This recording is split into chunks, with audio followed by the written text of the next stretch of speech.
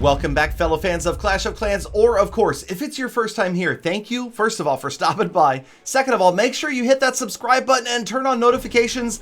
This is the channel where you get the earliest and most accurate update information, and it's coming very, very soon.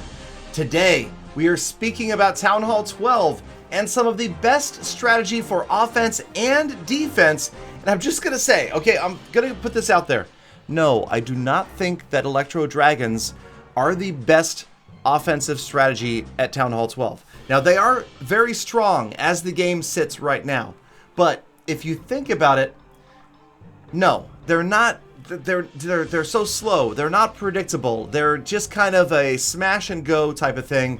A lot of players. Now, of course, I talk about spell timing and placement, but a lot of this comes down to just a little bit of luck, a little bit of pathing luck, and where those buildings are placed. Because of the size of a war map, you can only put so many structures 2 spaces apart. You can see that that is a good fundamental design to try to prevent Electro Dragons from getting to you. But as you can see here, Belcanto was not able to stop Ares.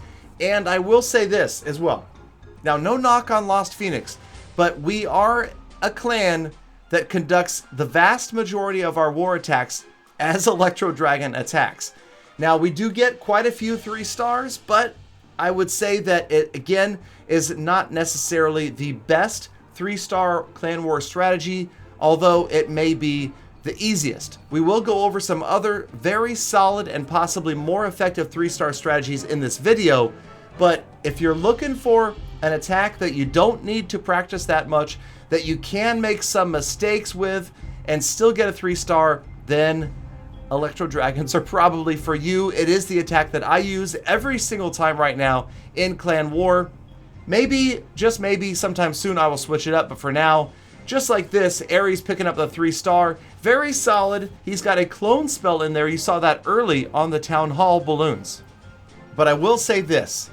We're going to watch an attack against Lost Phoenix from Lomex from Magyar Casino. And the reason I'm showing this is because I feel like this is a great strategy, and I'm not saying just this strategy. I'm talking about taking advantage of a base that's a little bit lopsided, Super Schizo running all of his air defenses in this one sector, the top left of the base.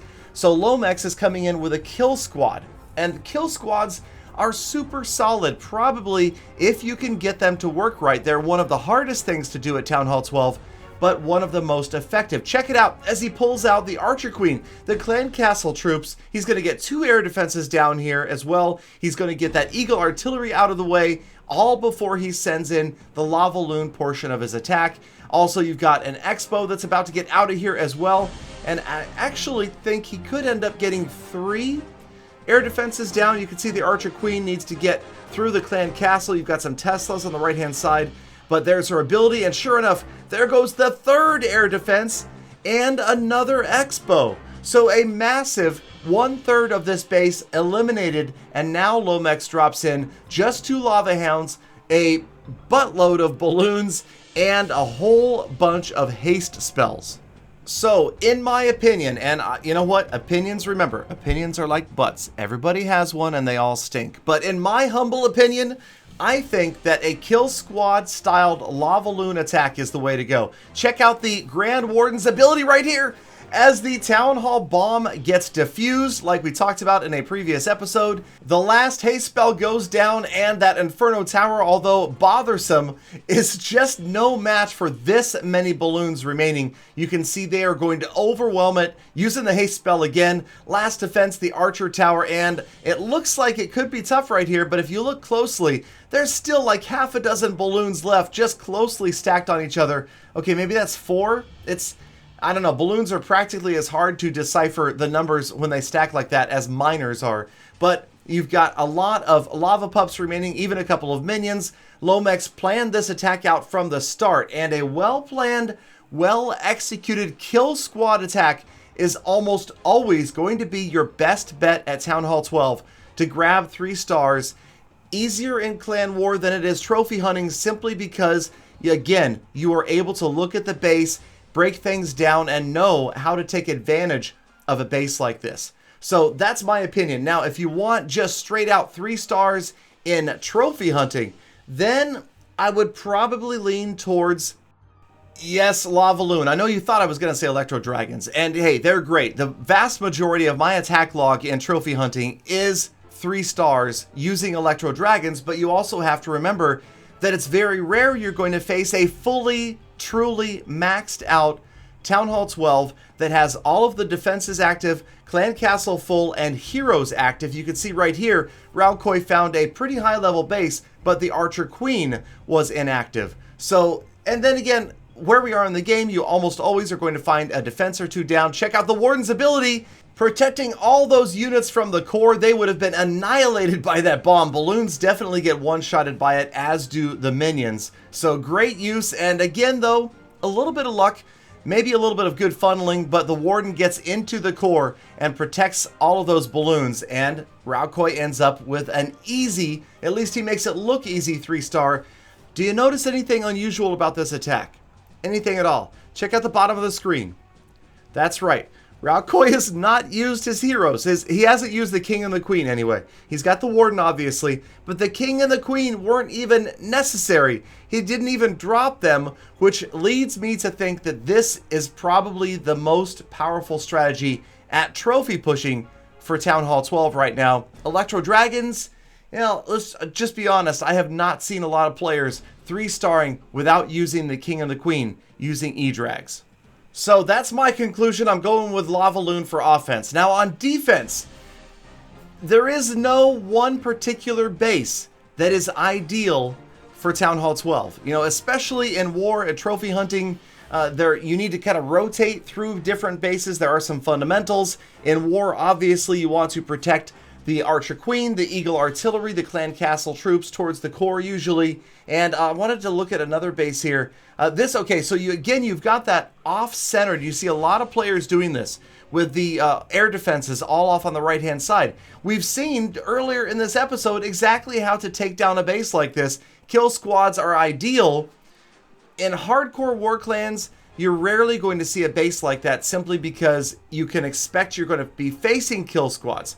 Here you've got another base that has the air defenses bunched up, but check out the isolation of the Infernos. That is key, okay? Isolation of Infernos like that is important. Ideally, if you can keep the Infernos so that the Archer Queen cannot reach over one of those walls and get them, that helps out even more. Now, if we want to go to trophy hunting, we could talk about some of these bases. I'm not going to show you all my bases because, well, there's some of my bases that are doing pretty well. And but we'll look at this one. This one here has been one that's historically worked off and on. It's kind of a Southern Teaser style base, and what I mean by that is it encourages the player to come from the bottom of the base where they think they've got a more direct route to the town hall. Now, looking briefly at some other, okay, not that base. Looking briefly at some other high-level bases, check this one out from Joe Muslini. See the gaps up there above the Eagle Artillery. These are going to help kind of guide units away from the core. Remember, these days, offense super powerful, so a 1-star defense is pretty much a victory right now at Town Hall 12. You know, the 0-star attacks are few and far between if you've got a Legend League player attacking you. But if you can hold to a 1-star, especially if you're pushing trophies like I am right now, it is ideal. That's one of the ways to do it. Also, you see the storages at the bottom of the screen, providing those high hit point stalling defenses. You will see that again with this base. See where the gold and elixir storages are on the outside. So the idea being, units will take longer to get through those, and the strong defenses like the Expos, the Inferno Towers, the Archer Towers will have time, and Teslas, of course, will have time to work on those units as they're stalled, because it's going to take much longer to get through a storage than, say, a gold mine or an elixir collector. So we'll look at one more here, and this a little bit different, and this basically speaking to the idea of mix it up. Use different bases. Using the same base for a long period of time is really not likely to work. Again, you can see the fundamentals being reused, protecting the Eagle Artillery towards the core, the Town Hall, of course, and then the high hit point buildings, the storages on the outside of the side that the defender thinks is most likely that the base is going to be attacked from. Even I have that on my base. All right, you guys, that's going to do it. That's going to wrap up Town Hall 12 offense and defense. Hope you guys enjoyed. Let me know if you've got feedback. Town Halls 9, 10, and 11 coming soon. So stay tuned. Have a great day. Be kind to other people. And I'll see you again tomorrow for more Full Attacks.